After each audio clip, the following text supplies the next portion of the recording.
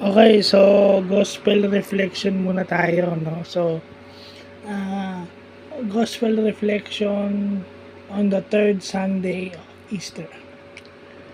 So, yun yung nagpakita na si Lord dun sa kanyang mga alagad o dun sa kanyang mga apostles na natatakot, walang gana, parang mag-iisip na sila na ah, 3 taon silang tatlong taon sila naniwala sa isang kalokohan.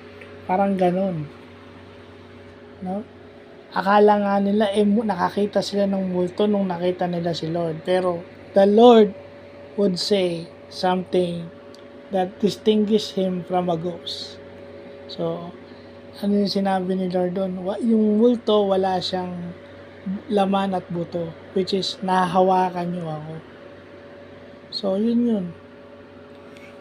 Dahil nung physically nahahawakan na nila si Lord, nakikita na nila yung nail mark sa kanyang paa at saka kamay na sariwa pa. Ibig sabihin yung mga sugat ni Lord, masakit pa yun. Si Lord yun eh. Kaya parang hindi niya pinansin. Pero when ordinary man, masakit pa yan. Kasi glorified body na yun nakikita nila. So parang, pero as an ordinary, yung mga sugat ni Lord, masakit pa yun. No? So yun. At saka, yun yung pinaka-common ways na nagpakita na si Lord sa kanila. Kumain si Lord sa harapan nila.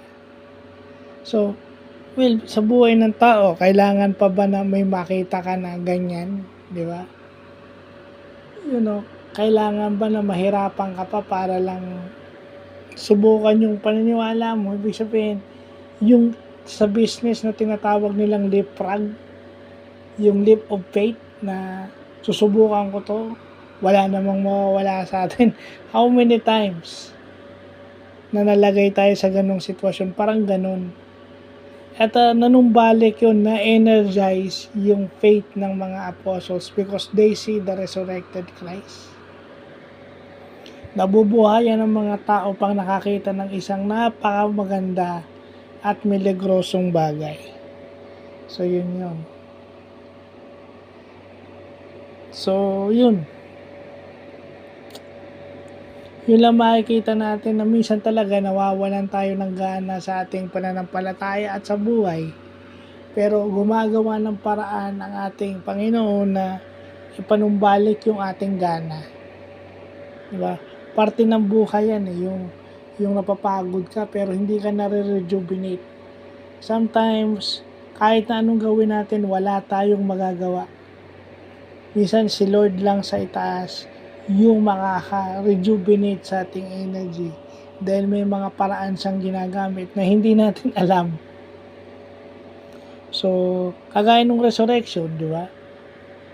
Hindi naman kasi nila naintindihan yun at hindi nila mapaniwalaan yun. Yun na yun eh. It just goes to show that hindi natin mapaniwalaan yung bagay na hindi natin maintindihan. Yun. Pag hindi natin